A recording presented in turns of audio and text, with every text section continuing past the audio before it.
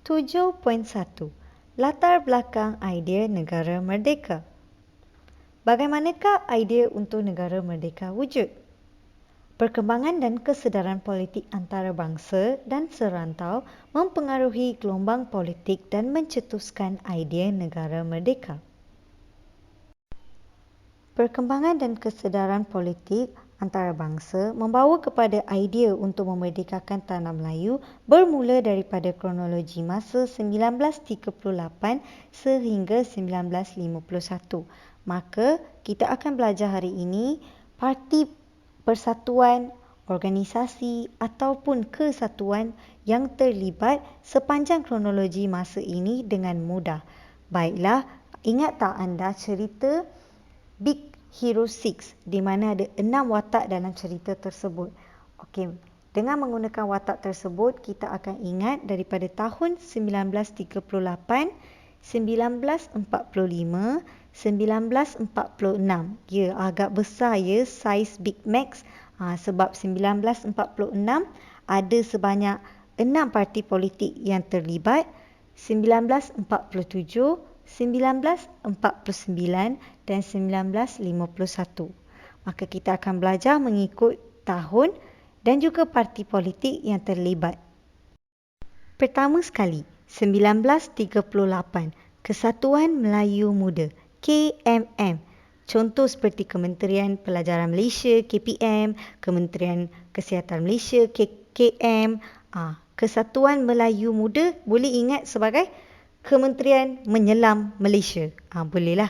Kalau itu yang mudah, ingat je KMM. Kesatuan Melayu Muda. Yang penting ingat KMM. Okey, yang kedua 1945. Parti Kebangsaan Melayu Melaya. Okey, daripada KMM pada tahun 1938, ingat 1945 tambah je P.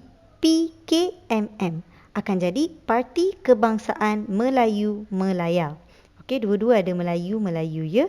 Okey, bergerak ke tahun 1946. Cikgu dah cakap awal tadi Big Max besar saiz dia, maka tahun 1946 pun besar. Sama seperti tahun 1946 akhir dengan nombor 6. 1946 ada 6 parti politik, iaitu Angkatan Pemuda Insaf, API. Ingat API yang membara. Persatuan Kebangsaan Melayu Sarawak, Pergerakan Pemuda Melayu, United Malays National Organisation, UMNO, Parti Kebangsaan Melayu Labuan, Malayan Indian Congress. Keempat, tahun 1947, Hizbul Muslimin, MATA. 1949. Yang kelima, Malayan Chinese Association, MCA. Dan yang terakhir sekali, tahun yang keenam, 1951, ialah Parti Islam Setanah Melayu. Kita semua sedia maklum, PAS. Dan yang kedua, Independence of Malayan Party, IMP.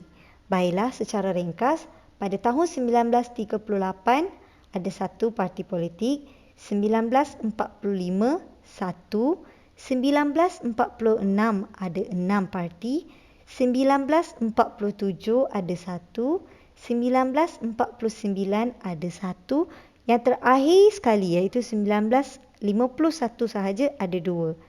Okey, cikgu akan terangkan daripada tahun 1938 sehingga 1951. 1938, Kesatuan Melayu Muda. Sebab dia kesatuan yang pertama kita belajar pada tahun 1938. Ingat, muda ya, KMM. KMM kalau nak ingat, boleh ingat sebagai Kementerian Menyelam Malaysia. Untuk cara yang mudah, pastikan nama betul, Kesatuan Melayu Muda. Okey, pimpinan Ibrahim Haji Yaakob. Konsep Melayu Raya digunakan iaitu penyatuan bangsa dan dunia menjadi satu rumpun Melayu. Kiranya dari segi aspek bahasa, kebudayaan. Tetapi ending part dia akhirnya diaramkan.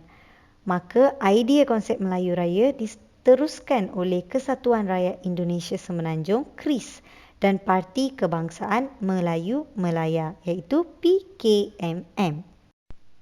Masuk tahun 1945, wujudnya Parti Kebangsaan Melayu Melaya, PKMM.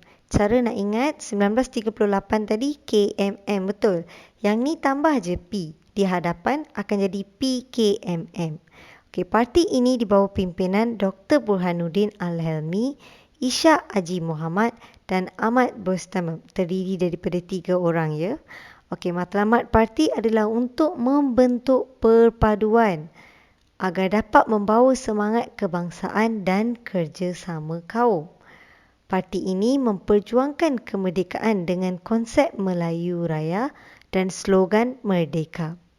Ini mendaulatkan hak rakyat dalam politik, ekonomi, agama, sosial dan kebudayaan. Kita akan masuk kepada tahun 1946.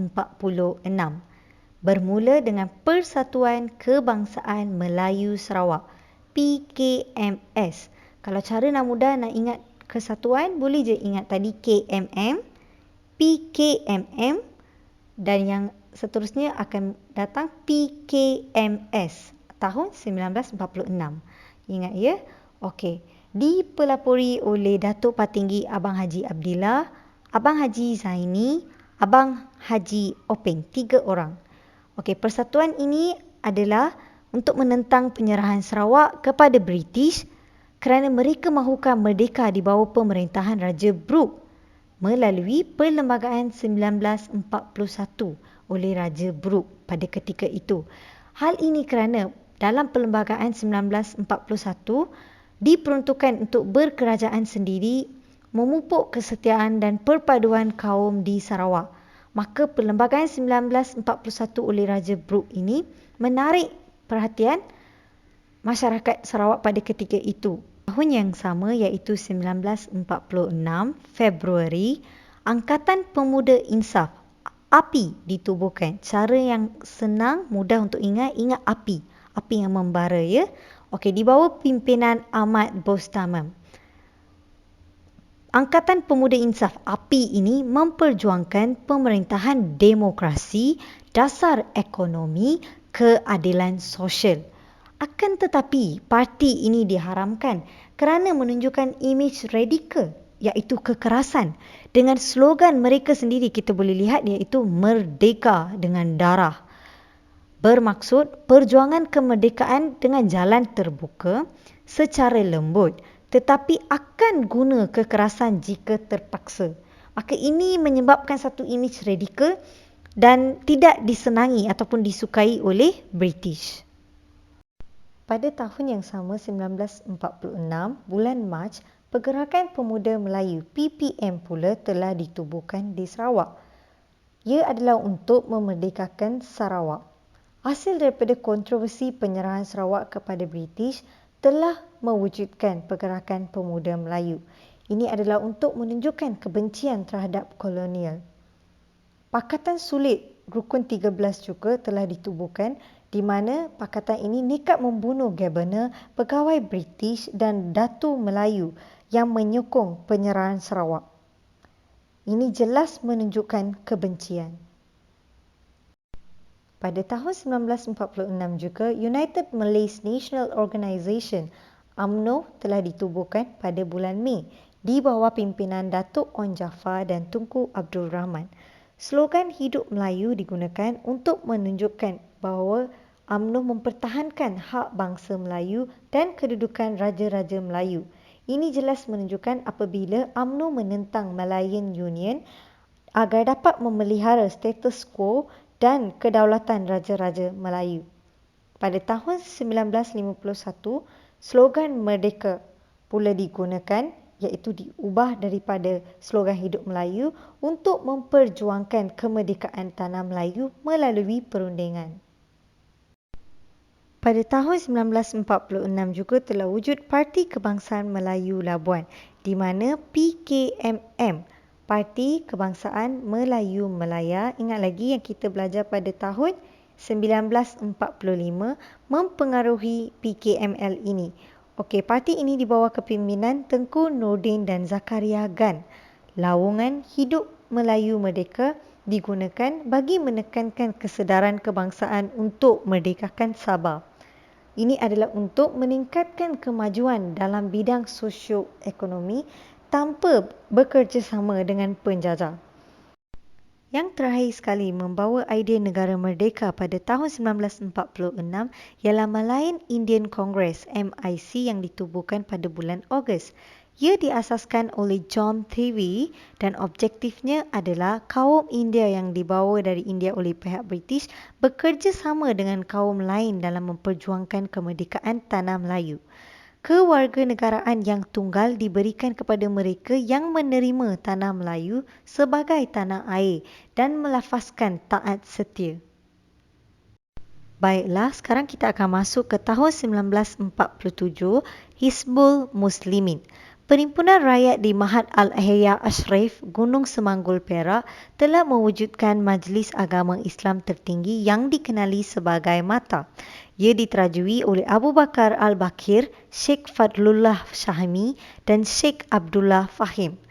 Daripada perhimpunan MATA ini, maka hasilnya Hizbul Muslimin. Matlamat adalah untuk mencapai kemerdekaan tanah Melayu sebagai negara Islam dan ini tidak disenangi oleh pihak British dan akhirnya Hizbul Muslimin diharamkan.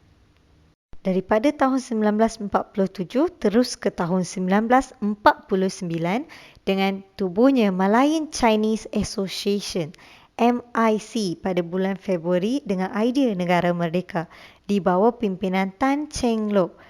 Matlamatnya adalah untuk melahirkan negara yang berdemokrasi penuh, berusaha menyatukan masyarakat Cina dan bekerja sama dengan semua kaum yang terdiri daripada berbilang kaum agar mewujudkan keadaan yang harmoni.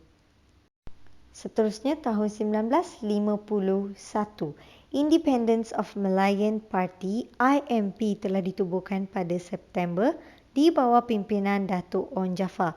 Ingat lagi Datuk Onn Jaafar bersama Tunku Abdul Rahman juga telah mewujudkan UMNO pada tahun 1946.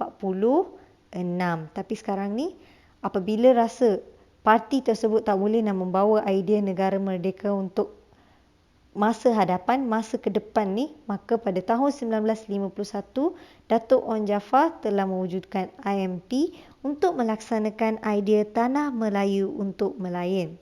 Selepas 1949, ia lebih terarah kepada perpaduan kebangsaan iaitu kerjasama dengan kaum lain untuk terima kaum lain iaitu kiranya kaum berbilang bangsa.